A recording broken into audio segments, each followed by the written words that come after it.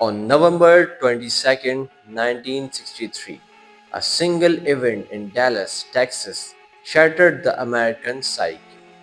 Within hours, the government had a suspect. Within days, they had a conclusion. And for the next 60 years, they had a secret.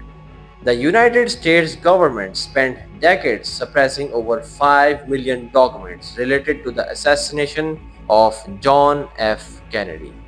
If, as the official story claims, a lone, frustrated gunman acted entirely on his own, why was the project of the century to hide the truth necessary? Or was the real danger not what happened on the streets of Dallas, but what was happening in the corridors of power?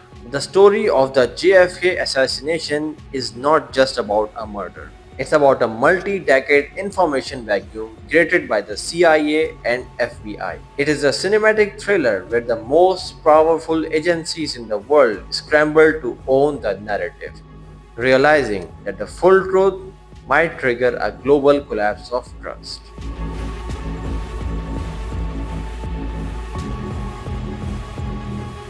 The official investigation, known as the Warren Commission, was given just 10 months to solve the crime. Their conclusion was definitive.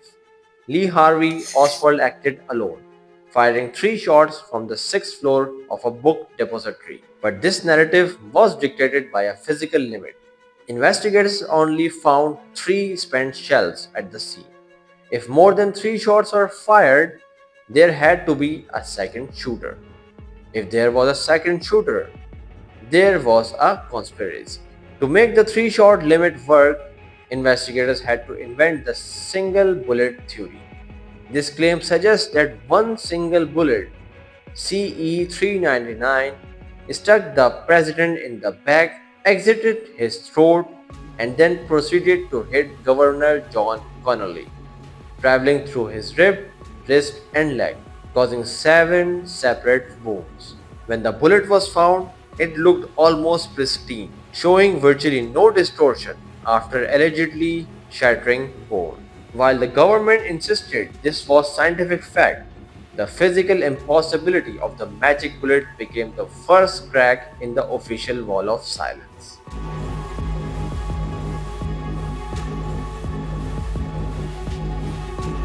The deep doubt surrounding JFK's death isn't just a product of imagination, it is a response to documented treachery.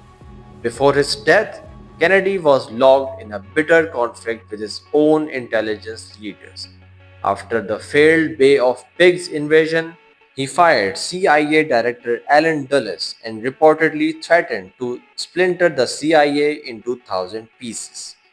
Ironically, when the commission investigated his death, that same fired CIA director was appointed as one of its lead investigators. Over the decades, it was revealed that both the FBI and CIA intentionally withheld information from the commission. They suppressed the fact that they were tracking Oswald's whereabouts months before the shooting.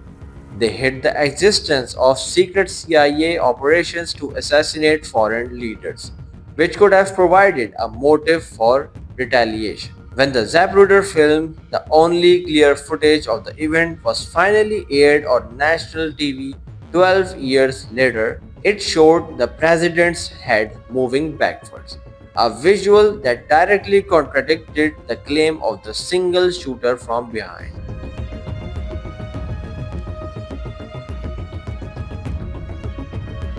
By 1979, the pressure for the truth forced Congress to reopen the case.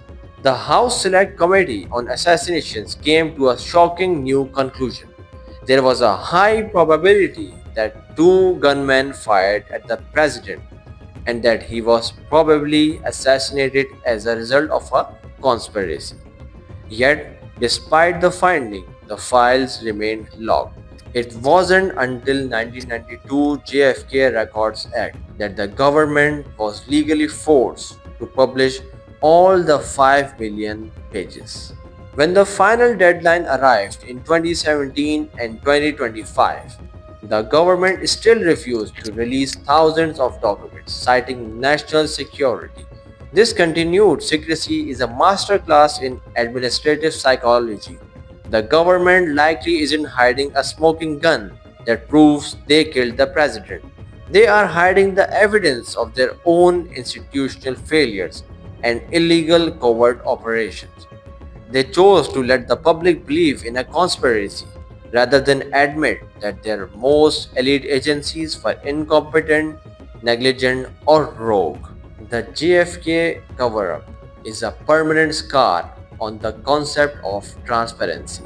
By hijacking the narrative and suppressing the facts for 60 years, the government created a fertile ground for speculation that can now never be cleared. The true realization is far more haunting. In a democracy, the most dangerous weapon isn't a sniper rifle. It's the power to decide what the people are allowed to know. If the government spent 60 years hiding the truth about its own president's death, what other official stories are we currently living through?